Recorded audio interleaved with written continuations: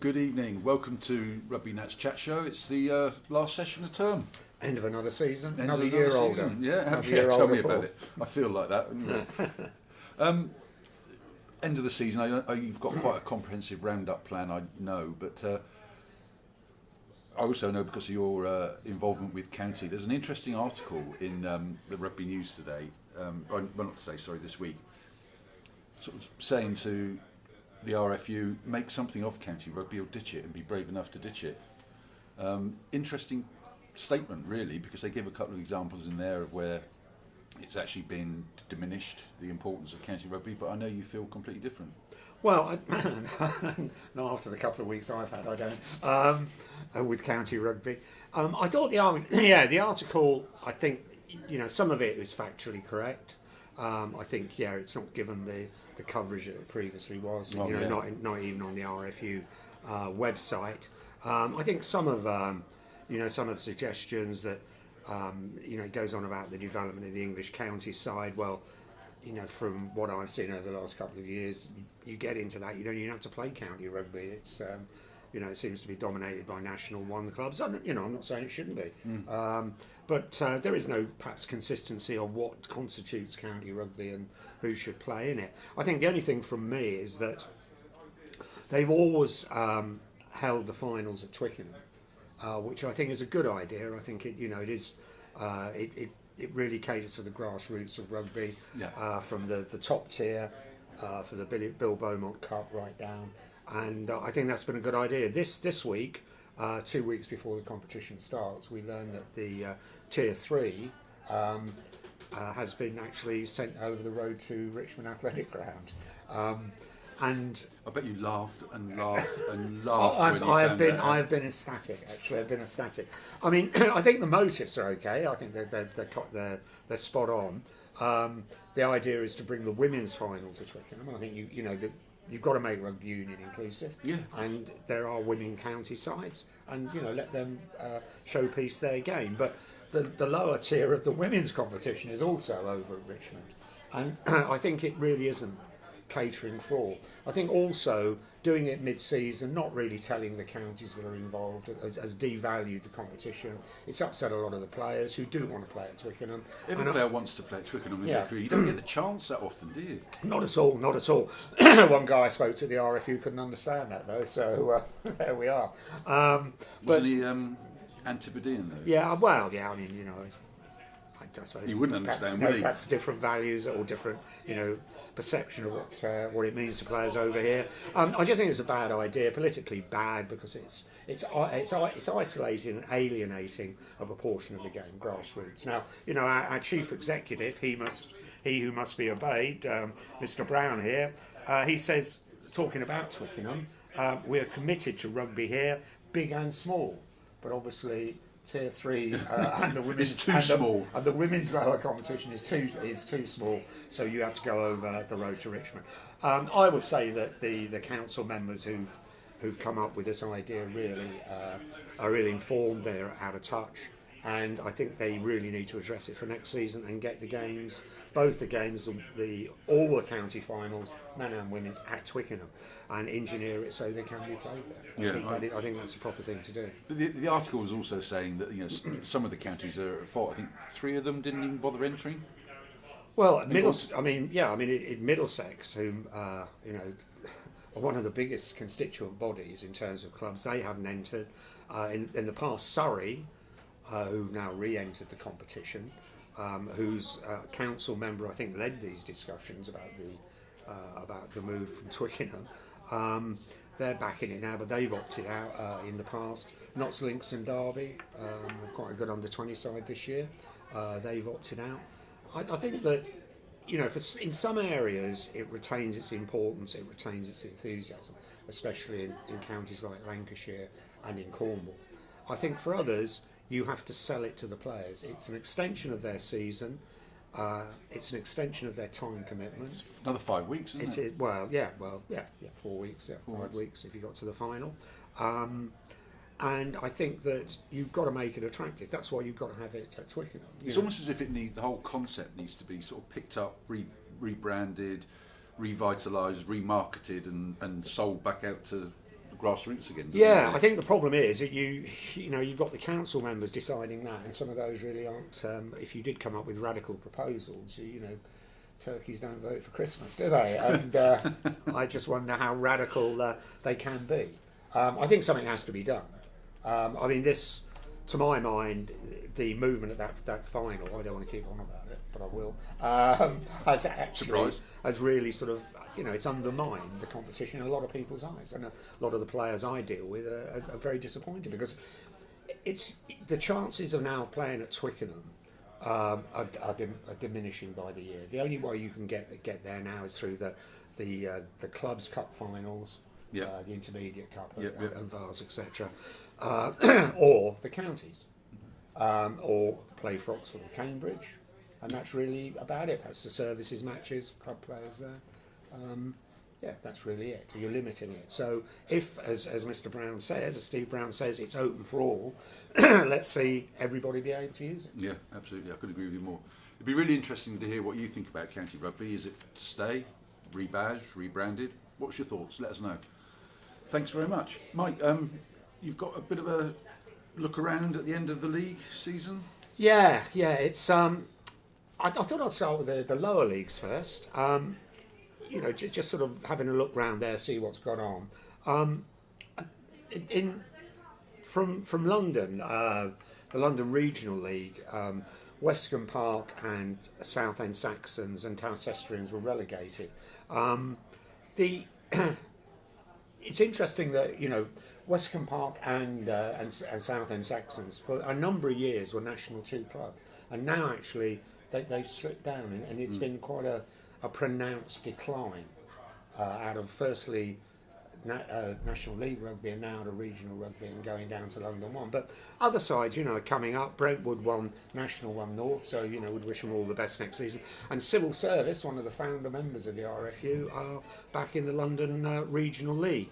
I think, and also in the London region, there are a number of sides unbeaten, and I think you have to congratulate any team that can go through a season without losing a game. Rochford 100, full marks for them, 22 out of 22 in London 2 North East, and Aylesford Bulls down in Kent in London 3. They had a full house of games.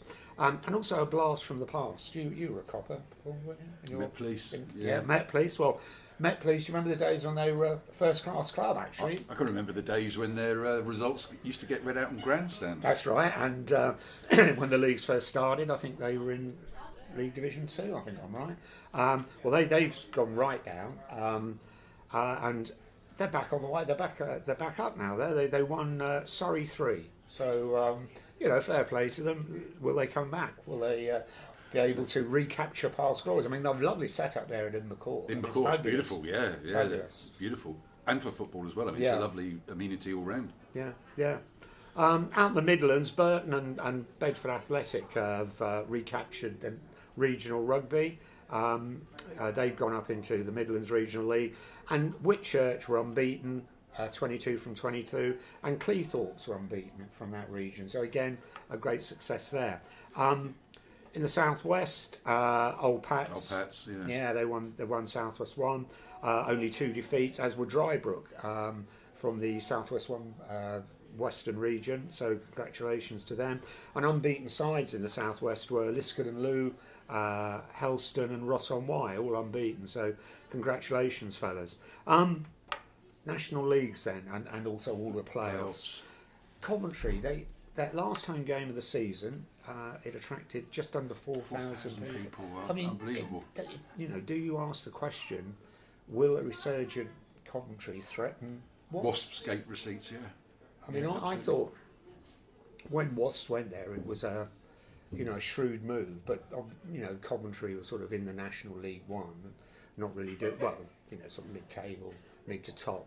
But since they've captured the title, gone into the Championship, do you think they're engendering? Well, I mean, their old following. They used to get massive crowds. It depends what you want out of your Saturday, really, doesn't it? Because Wasps aren't playing bad either. No. So it depends what you want for your money, doesn't it? I mean, do you think that particular city, Coventry, and that surrounding that area can actually sustain 2 clubs? It'll be very interesting to watch. I personally think they will, because the Championship and the Premiership, they're not necessarily feeders for each other, and I think that there is a division. I wonder whether, I haven't been reading as avidly as you have, but is there a connection between Wasps and Coventry? Have they got some of the Wasps academy players or A-League players in the Coventry team? I don't know. I've not seen much coverage on that. I think initially there was some transfer of players, and I know Coventry have in the past supported Broad Street. But if there's been a link, I don't know. I mean, it would be sensible to do that, but then again, if you fuel a Coventry revival, can you have two Premiership clubs in the same town? Robbing Yeah. Peter to pay Paul. Yeah, and I mean, stranger things have happened, and they do have a history. And well, I mean, geography-wise, I'm not that strong, but what do you do if you're a rugby supporter in the rough area? I mean, what else have you got to go? If you don't go and see Coventry, you don't go and see Wasps. Where else do you go? I suppose Worcester would be the nearest Premiership, isn't it? Or Gloucester. Or Gloucester, and then you've got Birmingham Moseley, who are National League One. Yeah. I mean, you have got some good clubs there. Yeah. But I suppose it's watch this space. From National One, it's bye-bye to Hull Ionians. Old Albanians are going down, and Fyle are going down. Albanians, already the rumour mill has started. I was... I was told in the week then that Saracens are evidently going to cut. They had a connection with old Albanians, but they're going to sever that connection now. I don't know if anybody out there knows whether that's true or just fake news. But it'll be interesting to see how their fortunes decline or whether they can go straight back up next year. National 2 North, Sale were very consistent at the end. I think unbeaten is one of their 16 games. They only lost 2 matches over the whole season, so they've won that league. I mean, we'll talk about the playoff in a moment. And they've won the league with a game in hand. They've still got a game to play, actually. Relegated are Blaydon, Luxiflactonians are in Sheffield. So they'll find life in the regional leagues next year. National 2 South, Cinderford were again very consistent. Yeah, they were. Can't take it away from them. Yeah, they were. They've only had one defeat. And who was that? I can't remember who that was. Was it Chinner? That was Chinner early on in the season. Yeah, it was. Yeah. But I think they improved as the season went on. Again, they'd won it with a game in hand. Very, very impressive indeed. Now relegated from that division were Broad Street, who presumably are going to the Midland region now. Wimbledon, that was their first year in the league. Yeah. They've obviously found it tough Straight going. back down. And in Barnstable, I'm sorry because Barnstable, They were in National 3 Barnstable, weren't they? yeah, they in the old National 3, they came up. They've been up there for 2 years. It's a great place to go. It's a lot. Have you ever been there? Yes, I have. Yeah, I mean it's a lovely little ground, nice stand. I think very, very nice people, knowledgeable crowd. They like their rugby, and it's a shame that when you do have. I think I'm not advocating ring fencing, but it's a shame to lose a club with that tradition and that following. But hopefully they can progress next year. Back up. Yeah. Now this Saturday then we've got Chinner playing Sedgley Park for the playoff to go in National 1. Any thoughts on that? Any predictions? I quite like what Chinner have been doing. I haven't really been following Sedgley, to be honest. Prediction: I'll go with Chinner. Yeah, I think that. I mean, Sedgley have done very, very well over the last few weeks, but I think it's a bit asked. They're coming down from the north. Tired legs. Yeah, cramped. yeah. Chinner are a good side. Yeah. It's whether they can retain that form. Occasionally they do go through flaky periods and have done this season in the league, but I can't see them not getting that promotion spot. So we wish both sides the best of luck there. Yeah. Back into the regional leagues, London 1. Congratulations to Barnes. I mean, they came good at the end, unbeaten in the last 15 games. Yeah. Magnificent achievement. And they go straight back into National 2 South, having been relegated last year. And congratulations to Jamie Turner on a fine coaching job. Unfortunately, Jamie's lost his coaching job now because obviously winning a league is not good enough these days. So he's parting company with Barnes, which I feel is rather sad. I think it's sad for the game. I know Jamie, and he's a very, very good coach. And he deals with players, especially in South West London, where you have to be sympathetic to the guys' work commitments, their career aspirations, and they can't always make training, they can't always play matches, and he's had to deal with that over the season, and he's dealt with it very, Where's very he well. going? Do you know? He hasn't made his mind up. Actually, I had a chat with him, and he's sort of weighing up his options. But anyway, Guernsey finished second, and they played Bournemouth last weekend, and they beat Bournemouth 38-23. So good match to watch that. So they go into National 2 next year. The only thing that surprised me, I thought there'd be quite a biggest crowd there, but there wasn't actually. There's not about 500. Where if you compare the Midlands North playoff between Hull and Peterborough Lions at Hull, there was about 800 there, which is a good is a good crowd. Obviously, we previously knew that Preston won the North and Birmingham the Midlands, and anyway, Peterborough Lions, who are a relatively new club, they're not the old Peterborough club. There are two sides in there now, so they've done really well to come through the leagues. Two Peterborough rugby Yeah, teams, it's Peterborough and Peterborough Lions. Yeah. Where does Peterborough sit then? They're in the same. I think they were in the Midlands Premier, weren't they? Oh, so they're regional league. No, they were down in Midlands 1. Right. East. Yeah. So I mean that's an achievement there for Peterborough Lions. Congratulations to them. And predictions. What would your predictions be then for next season? If we started off with Nat 1, they'll make it easy. Anybody Nat 1? I'm always a little bit worried about that because there's someone who's not too far away from us made a massive prediction at the beginning of this season about Plymouth. And I must say you have held it against him all season. Where did it get him? Well, I've actually had a bet how many times you can bring it up over a year. I do like to rub his nose into it. Old Elthamians in there. They are indeed, yeah. They've been moving, haven't they? They're a happening club. I think the money's still knocking around. I quite like the look of what they've been doing this season. I'm going to go with Old Elthamians. Well, I've got them on my list actually. I mean, obviously Rotherham are coming down. I don't know. I think you make the point that sides going down. Obviously, they can lose their ambition. Yeah. Whether that's going to be the case for them. I think Darlington will be there and thereabouts, and I think Plymouth could be there and thereabouts. But I like you. I think Elthamians could be the surprise package. Yeah, very much so. Nat 2 North. Anybody? Any thoughts I haven't on got that? any predictions there. No. I can see your list there, and what the statement you've just made about teams coming down. What about Fold? Well, I mean, they should be. They're going to be in the same league this year as Preston Grasshoppers, so that wouldn't have happened for a couple of years. Now that is a genuine local derby. That will bring in the crowds. I think Tyndale will be a threat. I think Stourbridge got off to a good start. Then they did pick up a lot of injuries, and they went through that sort of quite bleak period. But they came back strongly, I think, in the end. Or they had, they improved in the end. Farn, I don't know. I mean,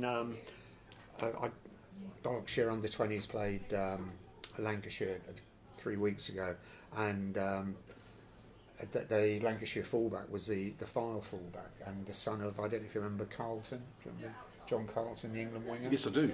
Well, this boy looked very impressive. I mean, I'd have thought at that level he could really shine and make a difference. So, I mean, Fyle could be there. I've got them down. I think Tyndale, Stourbridge, Fyle, but you'd never really, I wouldn't be too sure, even the sides coming into that league, whether they can make Sitting a challenge. next to you here, I think you've probably only got one prediction for 2 South, though, haven't you? Well, I've only got one prediction, but I'm starting to worry already, because that could be the kiss of death, couldn't it, really? That could be inviting problems. I think Relegation Rams have progressed again over this year. We've just completed our 3rd season in the league. We've improved each year, and now's the time to go. Yeah, and I think now is the time to go. And I think the boys will look at that and see it as an opportunity. But it's never easy. It's never easy. You know, you don't know what Albanians are going to be like. Chinna, you know, have got to win their playoff to be out of that league. I think Tunbridge Juddians could be a bit of a threat. They've very, very good defensively this year. They got used to the league. I think they were very reminiscent of ourselves in the first year. They had a few injuries early on, and then they've come to terms with it, and they've had some good wins. I think also Bury St Edmunds, they got off to a poor start. I think there was, I mean, I don't know, some of their selection seemed odd to me, but they certainly did. There was a change of coaching team. They certainly did finish off a lot better. They could be a threat as well. Obviously, Taunton and Redruth are going to be there and thereabouts. And Taunton's one of your favourite teams, isn't it? Yeah, it is. Yeah. But you know, if they can slack at some time. You know, if they're not really in the mix, then their results seem to deteriorate pretty quickly. But I think Rams, will be genuine title contenders. Absolutely. Backing yourself. Absolutely. Brave man. You've got to do that. Brave man. There it is. Last roundup of the year.